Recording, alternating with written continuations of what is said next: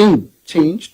We talked to the district collectors, alignment has to be finalized, and award has to be passed at least by 1st of October, sir, so that the land can be taken over and line can be processed.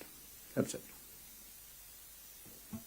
Flyovers మీరు railway crossing అవన్నీ focus చేసినట్లేదు.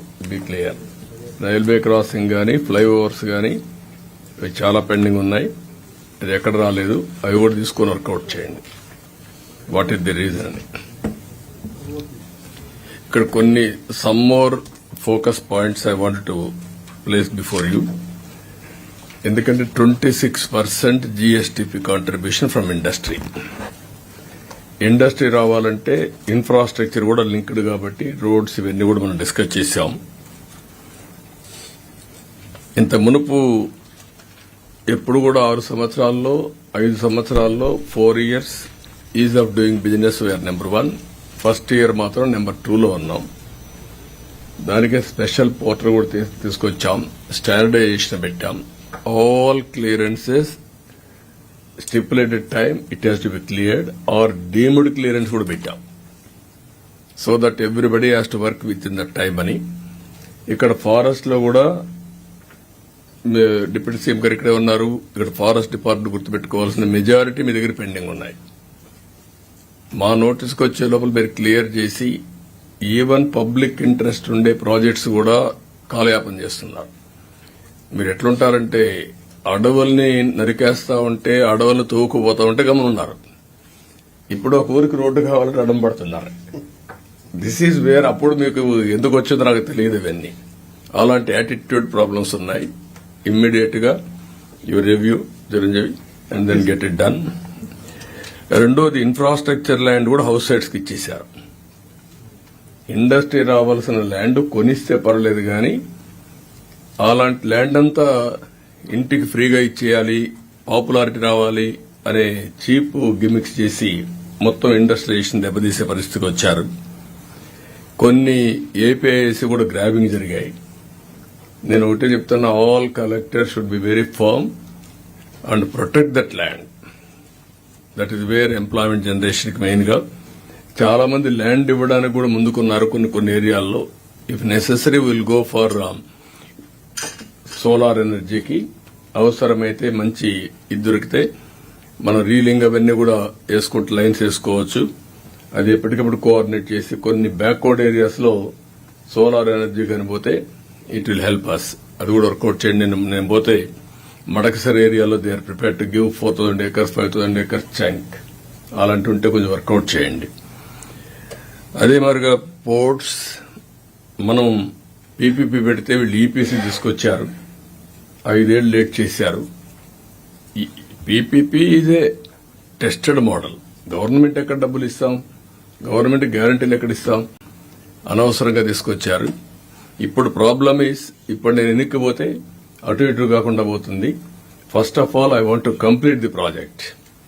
I don't want to destroy or ఎన్నికకి వెళ్ళిపోవడం correct కాదు. In the interest of the state we are moving forward.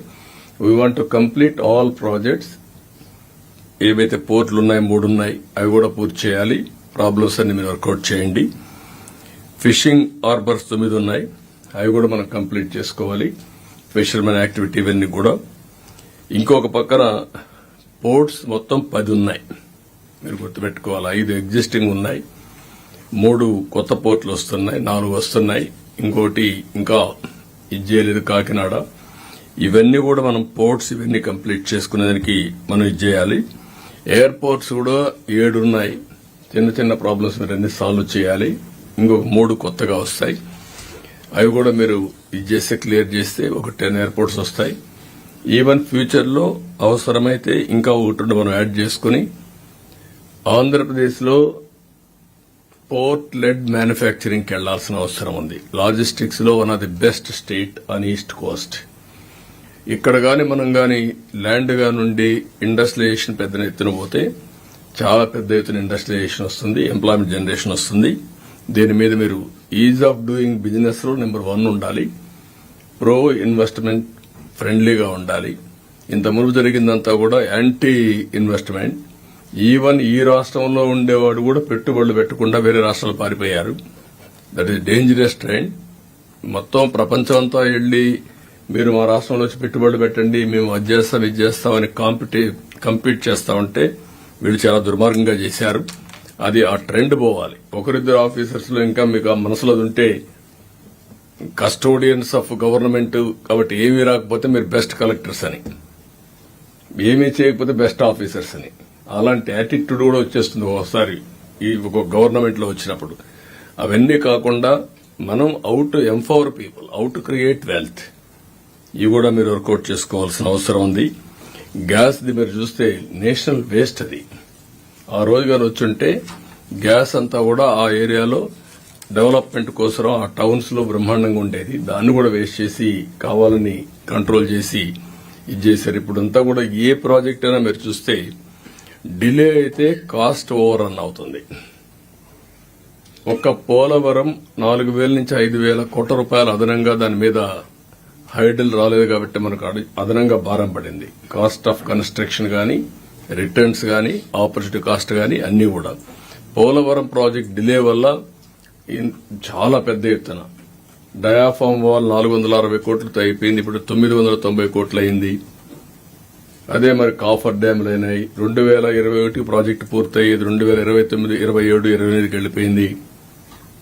దీనివల్ల అన్ని రేట్లు పెరిగిపోయినాయి. ఇవన్నీ కూడా మనం గుర్తుపెట్టుకోవాల్సింది. ఎఫెక్టివ్ గా మేనేజ్ చేయలేకపోతే ఈవెన్ పవర్ ప్రాజెక్ట్ లో సేమ్ థింగ్, ఐడిల్ గా పవర్ పెట్టి, ఈరోజు ఉదాహరణ మీరు చూస్తే సోలార్ పీపీఎల్ చేశాం. సోలార్ అనేది ఎండ వస్తే ఆటోమేటిక్ కరెంట్ వస్తుంది. అవి తీసుకోకుండా అడ్డం పెట్టి బయట 7 రూపాయల నుంచి 10 రూపాయలు పెట్టి కరెంటు కొన్నారు.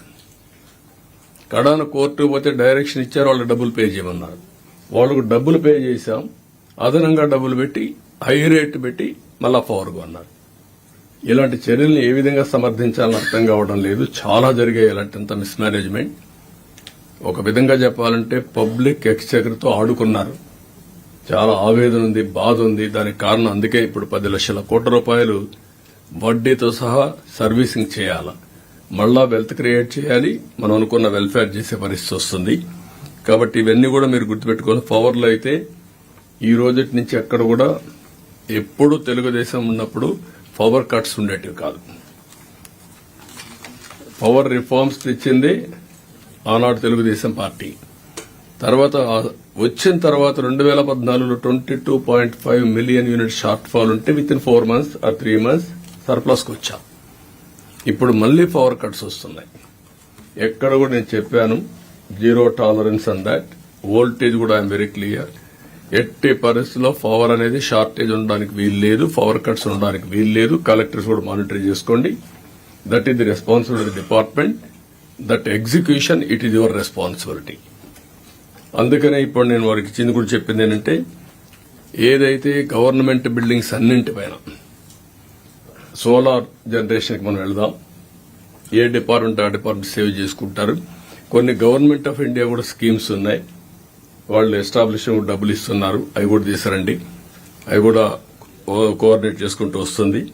అవి తీసుకొచ్చుకొని ఎనర్జీ సేవింగ్ కూడా మీరందరూ ఫోకస్ పెట్టాలి. ఏదైతే government of India organisation EFCL అది ఏదది ESL sir, energy efficiency services limited, దాన్ని ఇవన్నీ కూడా బల్బ్స్ కానీ ఇవన్నీ పెట్టి ఎనర్జీ సేవింగ్ మీద స్ట్రీట్ లైట్స్ అవన్నీ వెళ్ళాం. దాన్ని కూడా మనం ఫోకస్ చేయాల్సిన అవసరం ఉంది. ఇంకొక పక్కన ఏదైతే ఇప్పుడు చెప్పినటువంటి ఫీడర్ సోలరైజేషన్ సోలార్ కింద మీరు ఒక 1000 నుంచి 2000 ఫీడర్స్ దగ్గర వెళ్లాలనుకున్నాం. అంటే ఆ ఏరియాలో ఉండే పవర్ షార్టేజ్ అక్కడనే సోలార్ ప్లాంట్స్ పెట్టి డే టైమ్ అగ్రికల్చర్కి ఇచ్చి గ్రిడ్ మేనేజ్మెంట్ చేయడం. దీనివల్ల జీరో ట్రాన్స్మిషన్ లాసెస్ ఉంటాయి. ఉంటే కూడా 0.1% 1% ఉంటాయి. So this is very important to balance grid management. అది కూడా మీరు వెళ్ళాలి. అల్టిమేట్ గా ఆల్ డిపార్ట్మెంట్స్ ట్రాన్స్పోర్ట్ కూడా I'm very much interested to go for transport total electrical transport.